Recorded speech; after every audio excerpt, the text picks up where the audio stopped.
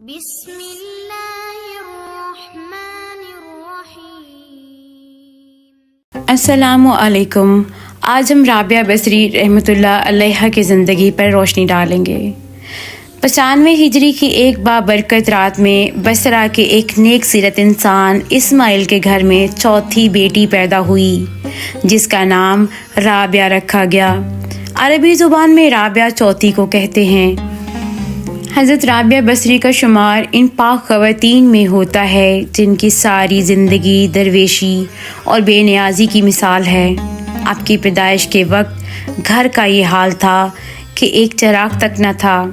رابعہ بصری نے جب ہوش سنبھالا تو آپ کے والد کا سایہ ان کے سر سے اٹھ گیا اور قحط سالی کی وجہ سے آپ کی تینوں بہنیں بھی نہ جانے کہاں مقیم ہو گئیں۔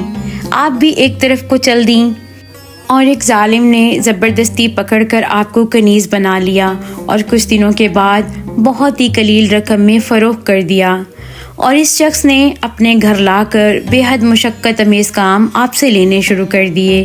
آپ کا یہ معمول تھا کہ آپ دن میں روزہ رکھتیں اور رات بھر عبادت میں صرف کر دیتیں۔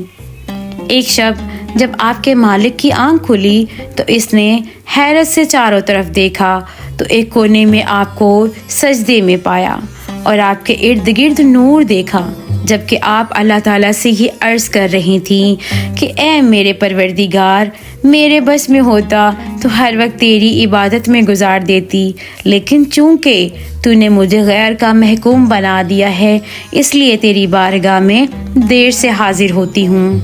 یہ سن کر آپ کا مالک بہت پریشان ہو گیا اور یہ عہد لیا کہ مجھے ان سے خدمت لینے کی بجائے آپ کی خدمت کرنی چاہیے۔ چنانچہ صبح ہوتے ہی آپ کو آزاد کر دیا اور فرمایا کہ آپ یہیں قیام فرمائیں تو میرے لیے باعث سعادت ہے۔ آپ نے کوفہ کی طرف سفر کیا جو اپنے وقت میں بہت بڑا علمی مرکز تھا۔ وہاں سے آپ نے قرآن حکیم حفظ کیا، اس کے بعد حدیث کی تعلیم حاصل کی اور اتنی مہارت حاصل کی کہ آپ کا واعظ سن کر بڑے بڑے محدث حیران رہ جاتے۔ ان کی بارگاہ معرفت میں بڑے بڑے علماء اور صوفیہ حاضر ہوتے تھے، جن میں سفیان ثوری، حضرت صالح اور حضرت مالک بن دینار رحمۃ اللہ علیہ سر فہرست ہیں۔ حضرت رابعہ بہت کم گفتگو کرتی تھیں، اگر کوئی سوال پوچھ لیتا تو مختصر جواب دیتی تھیں، ہر بات میں قرآن آیات کا حوالہ دیتی۔ لوگوں کے پوچھنے پر جواب دیا کہ انسان جو کچھ بولتا ہے فرشتے اسے لکھتے ہیں، اس لیے قرآن کی آیتوں کے سوا کچھ نہیں بولتی۔ حضرت امام غزالی رحمۃ اللہ علیہ اپنی کتاب احیاء علوم الدین میں فرماتے ہیں کہ حضرت رابعہ نے اپنے اشعار میں غرض اور آرزو کی جس بحث کا ذکر کیا ہے، اس سے مراد اللہ تعالیٰ کے احسان اور انعام ہیں جو وہ اپنے بندوں پر روا رکھتا ہے، اور جس حب الہی کا ذکر کیا گیا ہے اس سے مراد دیدار الہی اور جمال خدا بندی ہے، اور یہی محبت سب سے بہتر اور برتر ہے۔ ایک دفعہ لوگوں نے آپ سے سوال کیا کہ آپ نکاح کیوں نہیں کرتی، تو فرمایا کہ مجھے 3 باتوں کا اندیشہ ہے، اگر ان میں سے مجھے نجات مل جائے تو میں نکاح کر لوں۔ پہلی یہ کہ مرتے وقت ایمان سلامت لے جاؤں گی یا نہیں۔ لوگوں نے کہا کہ معلوم نہیں۔ آپ نے فرمایا دوسری یہ کہ میرا اعمال نامہ دائیں ہاتھ میں دیا جائے گا یا بائیں ہاتھ میں، اور تیسرا یہ کہ قیامت کے دن ایک گروہ کو بہشت میں دائیں طرف سے لے جایا جائے گا اور دوسرے گروہ کو جہنم میں بائیں طرف سے، تو میں کس جانب سے جاؤں گی؟ لوگوں نے جواب دیا کہ ہمیں تو علم ہی نہیں ہے۔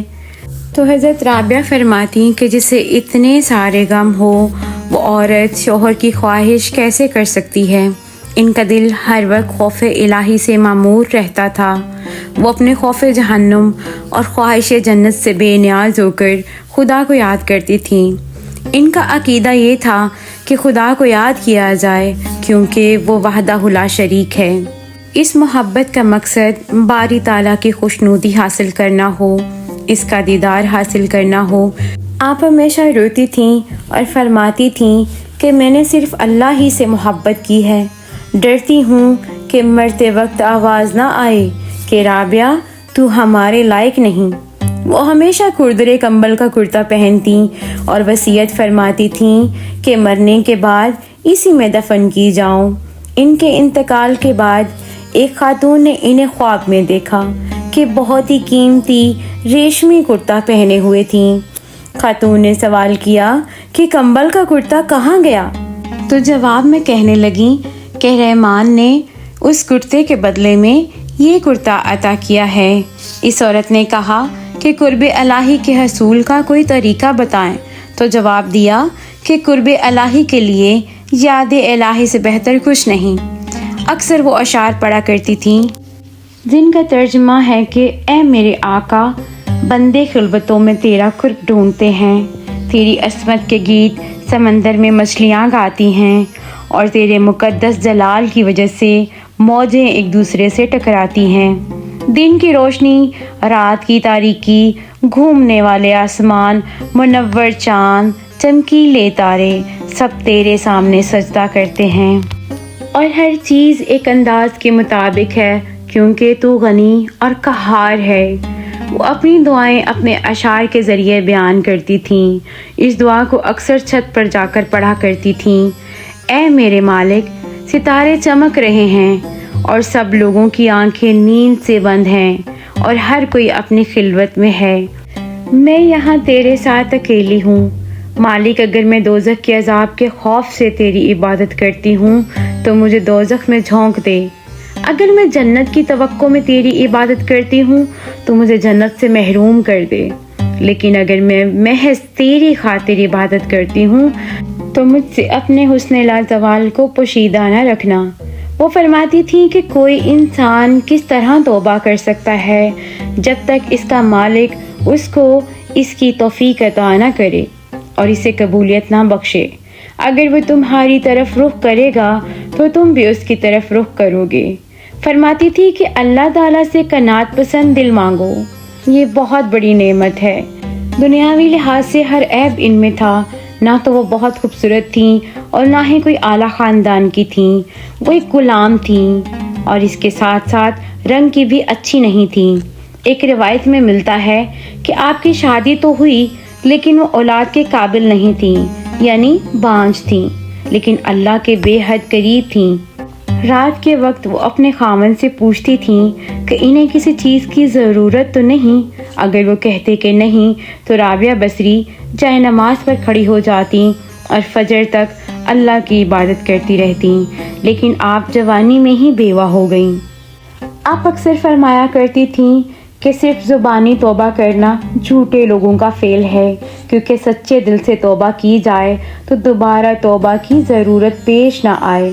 پھر فرمایا کہ معرفت توجہ اللہ کا نام ہے، اور عارف کی شناخت یہ ہے کہ وہ خدا سے پاکیزہ طلب کرے، اور جب عطا کر دیا جائے تو پھر اسی وقت اس کو خدا کے حوالے کر دے تاکہ حجابات حفاظت میں محفوظ رہ کر مخلوق کی نگاہوں سے پوشیدہ رہیں۔ حضرت مالک بن دینار نے بیان کیا کہ ایک مرتبہ بغرض ملاقات رابعہ کے ہاں پہنچا تو دیکھا کہ ایک ٹوٹا ہوا مٹی کا لوٹا ہے جس سے آپ وضو کرتی ہیں اور پانی پیتی ہیں، اور ایک بوسیدہ چٹائی ہے جس پر ایک اینٹ کا تکیہ بنا کر سوتی ہیں۔ میں نے عرض کیا کہ میرے بہت سے احباب مالدار ہیں، اگر اجازت ہو تو ان سے آپ کے لیے کچھ طلب کروں؟ آپ نے سوال کیا کہ مجھے، تمہیں اور دولت مندوں کو رزق عطا کرنے والی ایک ہی ذات نہیں ہے؟ تو پھر کیا درویشوں کو ان کی غربت کی وجہ سے اس ذات نے فراموش کر دیا ہے؟ میں نے عرض کیا کہ ایسا تو نہیں ہے۔ فرمایا کہ جب وہ ذات ہی فرد کی ضرورت سے واقف ہے تو پھر ہمیں یاد دہانی دلانے کی کیا ضرورت ہے، اور ہمیں اس کی خوشی میں خوش ہونا چاہیے۔ حضرت رابعہ کی زندگی خواتین کے لیے مشعل راہ ہے جس پر چل کر وہ نہ صرف دنیا بلکہ عاقبت بھی سنوار سکتی ہیں۔ وفات کے وقت آپ نے مجلس میں حاضر مشائخین سے فرمایا کہ آپ حضرات یہاں سے ہٹ جائیں، ملائکوں کے لیے راستہ چھوڑ دیں۔ چنانچہ سب باہر آ گئے اور دروازہ بند کر دیا۔ اس کے بعد اندر سے یہ آواز سنائی دی کہ اے مطمئن نفس، اپنے رب کی طرف لوٹ چل۔ اور جب کچھ دیر کے بعد اندر سے آواز آنا بند ہو گئی تو لوگوں نے اندر جا کر دیکھا تو روح کف سے انصری سے پرواز کر چکی تھی۔ مشائقین کا قول ہے کہ رابعہ نے خدا کی شان میں کبھی کوئی گستاخی نہیں کی اور نہ کبھی دکھ سکھ کی پرواہ کی، اور مخلوق سے کچھ طلب کرنا تو درکنار، اپنے مالک حقیقی سے بھی کبھی کچھ نہیں مانگا، اور انوکھی شان کے ساتھ دنیا سے رخصت ہو گئیں۔ انا للہ و انا الیہ راجعون۔